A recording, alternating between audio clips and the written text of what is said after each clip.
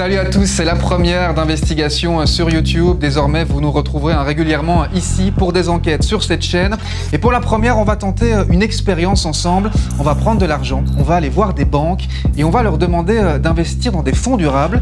Parce que franchement, on a vu les pubs à la télé et ça a l'air pas mal du tout. BNP Paribas, conscient des enjeux liés au développement durable, s'est engagé dans la voie de l'investissement socialement responsable.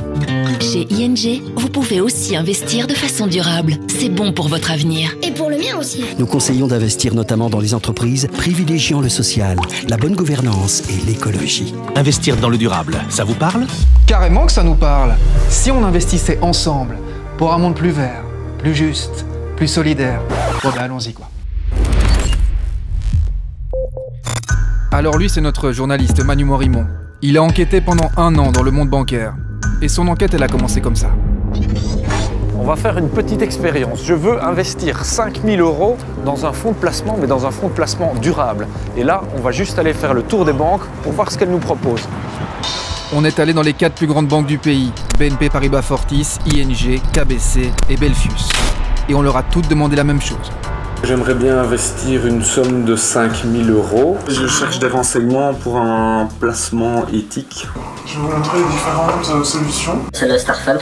Le Stratégie Europe et Série. EcoFund Water, EcoFund Climate Change. Ouais. C'est le patrimonial balancé European Sustainable. Comment on sait voir dans quelles entreprises on investit exactement? Et c'est un fonds qui investit dans quoi exactement? Ce sont des sociétés donc socialement responsables, donc de bonne gouvernance, soucieux de l'environnement. Là vous avez tout le détail qui est repris ici.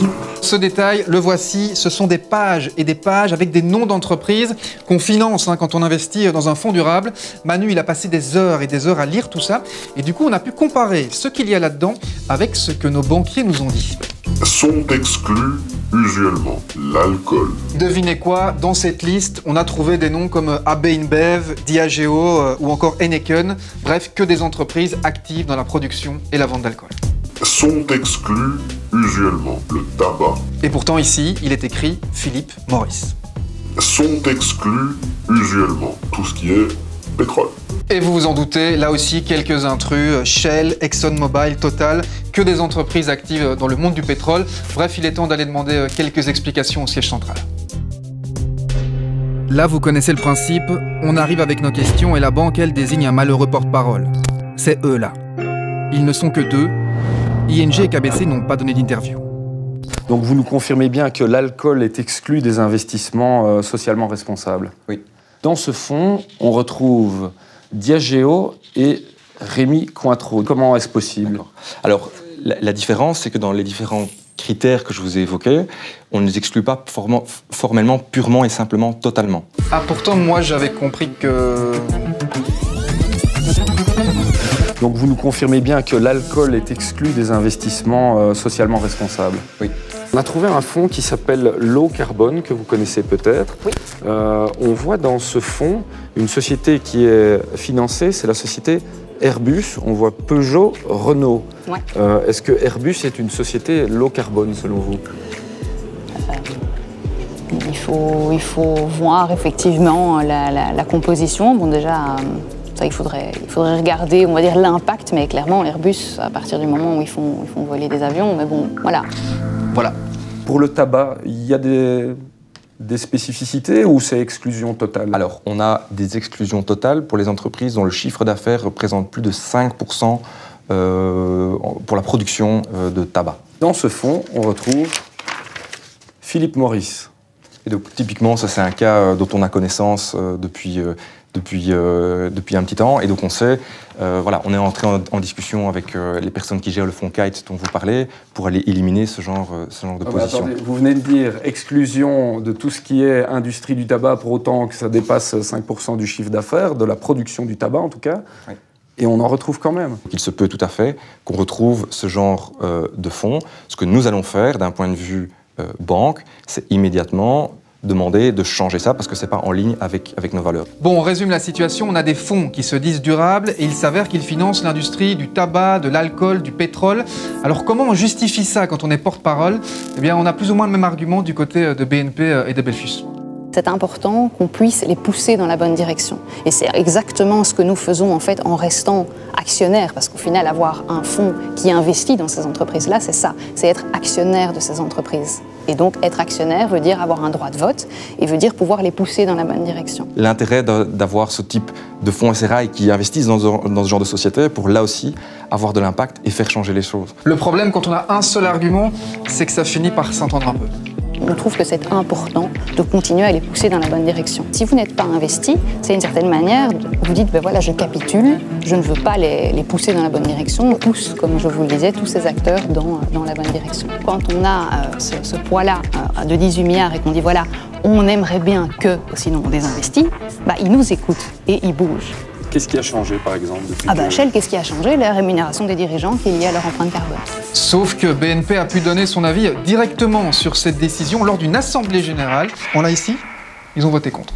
On sait très bien ce qui a été voté, ce qui a été décidé, vers quoi on a poussé le management. Alors pour l'instant, on est beaucoup resté dans des bureaux et dans ce studio, on va aller un peu sur le terrain, car dans ces documents, on s'est rendu compte qu'avec notre argent, Belfius investissait notamment dans une boîte qui s'appelle Socfinaf, 6 millions d'euros. Or, Socfinaf, c'est la filiale africaine de Socfin, c'est l'un des géants mondiaux dans le monde de l'huile de palme. Elle a notamment des plantations au Cameroun. Donc concrètement, les 5 000 euros qu'on a confiés à Belfius à Bruxelles, ils vont servir indirectement à financer une entreprise ici, au Cameroun. Là, on est en train de se diriger vers une des plantations de la Socapalm, qui est une filiale de Socfin. Et les responsables de la société ont accepté de nous ouvrir les portes de leur plantation et de leur usine pour voir un petit peu la manière dont ils travaillent. Donc, on va aller visiter ça sur place. Bonjour, Manu Morimont. Les dirigeants de la Socapalm nous ont organisé une petite visite guidée. On produit 22 000 tonnes d'huile par an. Et voici le jus. Les dirigeants sont venus en nombre, avec pour objectif de nous montrer que tout va bien. Vous voyez vous-même qu'il y a un traitement des effluents qui se fait sur une série de bassins. Les salaires de Socapalm sont largement au-dessus du taux légal. Nous en faisons une priorité. On va chercher pratiquement à plus du double du salaire du SMIC national. Donc un travailleur ici en plantation peut espérer gagner plus ou moins 70 000 francs CFA, c'est plus ou moins ça. Vous avez dit ce que je ne voulais pas dire, mais c'est bien plus cela. Et même au-delà, voilà, plus de 70 000 francs.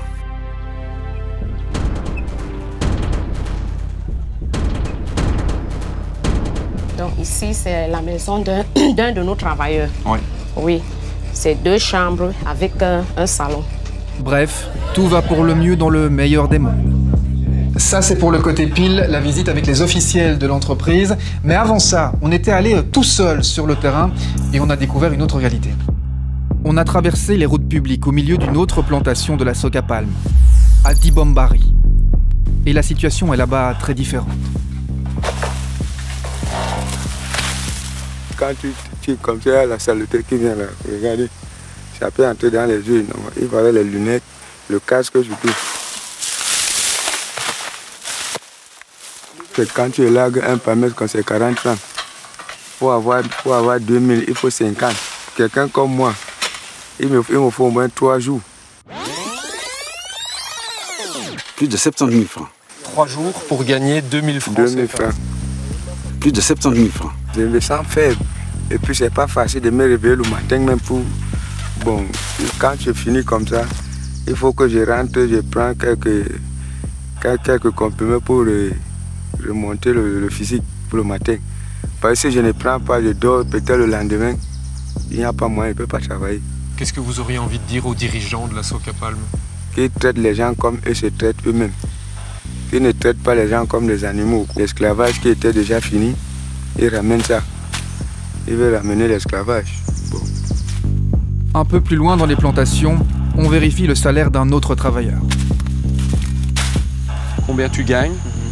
Travailler dur, mais par mois, hein, on seulement 10 000, 15 000 comme ça. C'est pas beaucoup. Parfois, je gagne 15 000, 20 000 quand je travaille dur. On est loin du salaire et des conditions de travail annoncées. En plus, cet employé ne devrait même pas être là. Tu as quel âge? 16 ans. Qui est ton patron? Jonas. Un sous-traitant de la Socapalm. C'est lui, Jonas. Pourquoi tu as arrêté l'école? Parce que j'ai arrêté l'école. Pas le père. Ma mère est déjà morte. Elle est déjà morte avec mon père. Elle est déjà morte.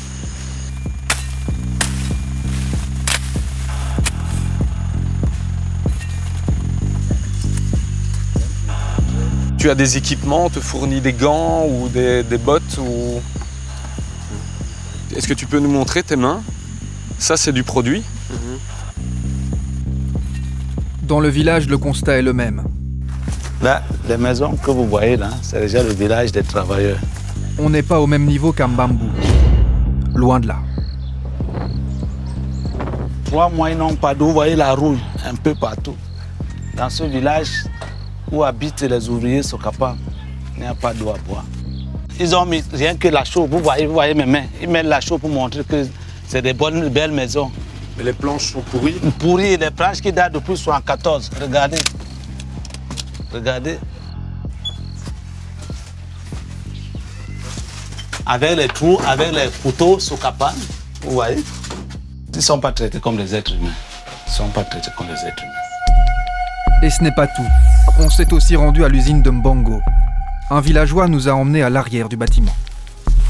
Ça, ce sont les eaux usées qui sortent de l'usine Socapalm.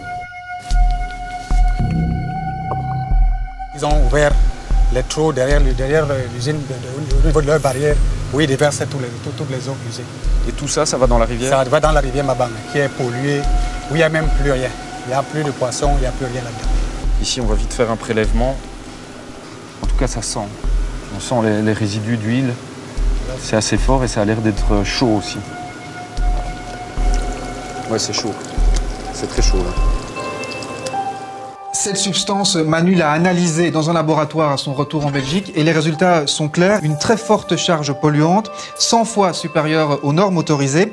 Bref, notre investissement durable semble financer une entreprise qui emploie des mineurs et qui pollue l'environnement. Du coup, on en a profité. Au moment de la visite avec la délégation officielle, on a fait part de nos petites découvertes aux dirigeants. Reprenons votre politique, par exemple, d'emploi des mineurs. Quel est l'engagement de la société par rapport à cette problématique?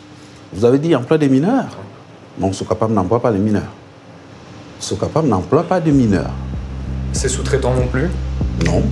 Pourtant, j'avais compris que... Tu as quel âge? 16 ans. Mais vous n'allez pas me faire croire ce que je ne peux pas croire. Je vous ai dit que nous ne travaillons pas avec des mineurs. Il n'y a pas de mineurs chez nous. Tu as quel âge? 16 ans. Ce cas n'existe pas chez nous. Là, il y a clairement une grosse différence entre le discours officiel et ce que nous, on a pu voir sur le terrain. Alors, on a voulu leur montrer la pollution qu'on avait constatée. Et la surprise, elle a disparu. Et la Socapalm nie tout. Oui, ça, nous avons vidé la tuyauterie pour la souder ponctuellement. Parce que voilà. Aujourd'hui, vous nous dites qu'un rejet d'eau de votre usine est impossible à travers ce mur. Je dis c'est impossible. Il est de mauvaise foi. Et puis soudain, au milieu de tout cet énervement, un rebondissement. Alors que le premier dirigeant que nous avions interrogé niait la présence de mineurs, un autre s'approche et tient un discours différent. Évidemment que ça peut arriver. Les contrôles, il y a des gens qui sont payés pour faire les contrôles. Ils trichent. Les sous-traitants trichent pour faire des économies, évidemment. Je vous garantis que si on va vérifier l'enfant dont vous parlez aujourd'hui, c'est lui qui l'a embauché. Il était maître 18. Il a dû mettre même 21. Ah non, là-dessus, nous le disons sans gêne. Il fera du temps. Toutes ces images, nous les avons montrées à Belfus. Tu as quel âge? 16 ans. Quelle est votre réaction à tous ces éléments? C'est clairement inacceptable. Depuis, Belfus a stoppé sa collaboration avec ce fonds. Voilà, maintenant, vous non plus, vous ne pourrez plus dire que vous ne saviez pas. Quand vous investissez votre argent, même s'il est écrit fonds durable sur le document, vérifiez, recoupez, car ça peut avoir des conséquences à des milliers de kilomètres de là. En ce qui nous concerne, c'est la fin de cette première d'investigation sur YouTube. On espère que ça vous a plu. Donnez-nous vos avis, vos conseils en commentaire, car c'est une première pour nous aussi et on demande qu'à s'améliorer. On vous dit à très bientôt pour d'autres enquêtes.